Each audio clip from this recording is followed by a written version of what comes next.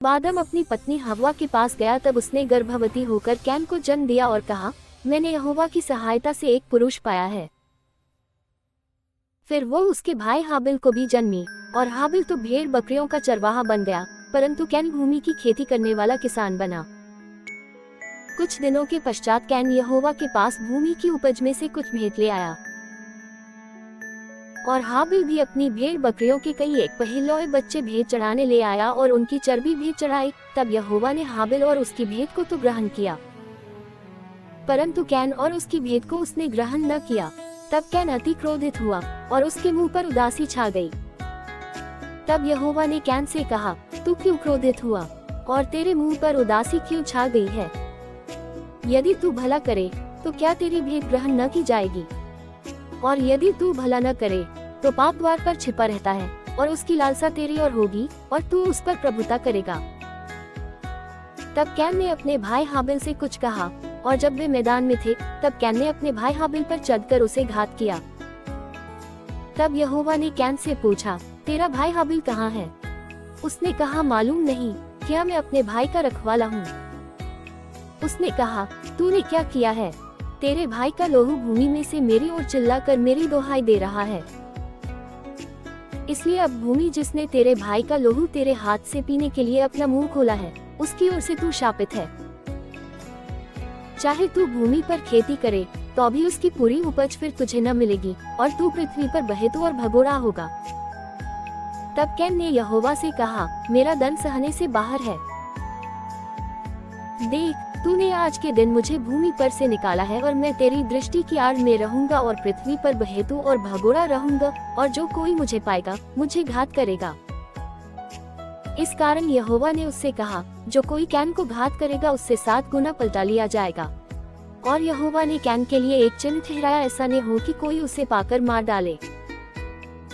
तब कैन यहोवा के सम्मुख से निकल गया और नोद नाम देश में, जो अदन के पूर्व की ओर है, रहने लगा। जब कैन अपनी पत्नी के पास गया जब वह गर्भवती हुई और हनोक को जन्मी, फिर कैन ने एक नगर बसाया और उस नगर का नाम अपने पुत्र के नाम पर हनोक रखा। और हनोक से ईराद उत्पन्न हुआ और ईराद ने महुयाइल को जन्म दिया और महुयाइल ने मतूशाइल को और मतूशाइल ने लेमेक को जन्म दिया। और लेमेक ने 2 स्त्रियां ब्याह ली, जिनमें से एक का नाम आदा और दूसरी को सिल्ह है।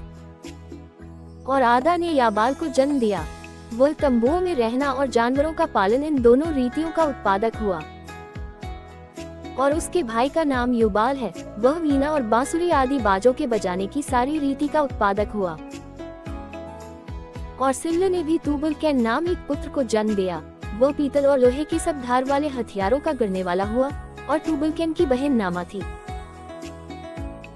और लेमेक ने अपनी पत्नियों से कहा, हे आदा और हे सिल्ह मेरी सुनो, हे लेमेक की पत्नियों मेरी बात पर कान लगाओ। मैंने एक पुरुष को जो मेरे चोट लगाता था, अर्थात एक जवान को जो मुझे घायल करता था, घात किया है। जब कैन का पलटा 7 गुना लिया जाएगा तो लेमेक का 70 गुना लिया जाएगा। और आदम अपनी पत्नी के पास फिर गया और उसने एक पुत्र को जन्म दिया और उसका नाम ये कह के शेत रखा कि परमेश्वर ने मेरे लिए हाबिल की संति, जिसको कैन ने घात किया, एक और वंश ठहरा दिया है। और शेत के भी एक पुत्र उत्पन्न हुआ और उसने उसका नाम एनोश रखा। उसी समय से लोग यहोवा से प्रार्थना करने लगे। आदम की वंशावली यह है, जब परमेश्वर ने मनुष्य की सृष्टि की तब अपने ही स्वरूप में उसको बनाया। उसने नर और नारी करके मनुष्यों की सृष्टि की और उन्हें आशीष दी और उनकी सृष्टि के दिन उनका नाम आदम रखा। जब आदम 130 वर्ष का हुआ तब उसके द्वारा उसकी समानता में उसी के स्वरूप के अनुसार एक पुत्र उत्पन्न हुआ, उसका नाम शेत रखा। और शेत के जन्म के पश्चात आदम 800 वर्ष जीवित रहा और उसके और भी बेटे बेटियां उत्पन्न हुई। और आदम की कुल अवस्था 930 वर्ष की हुई, तत्पश्चात वह मर गया। जब शेत 105 वर्ष का हुआ तब उसने एनोश को जन्म दिया। और एनोश के जन्म के पश्चात शेत 807 वर्ष जीवित रहा और उसके और भी बेटे बेटियां उत्पन्न हुई। और शेत की कुल अवस्था 912 वर्ष की हुई, तत्पश्चात वह मर गया।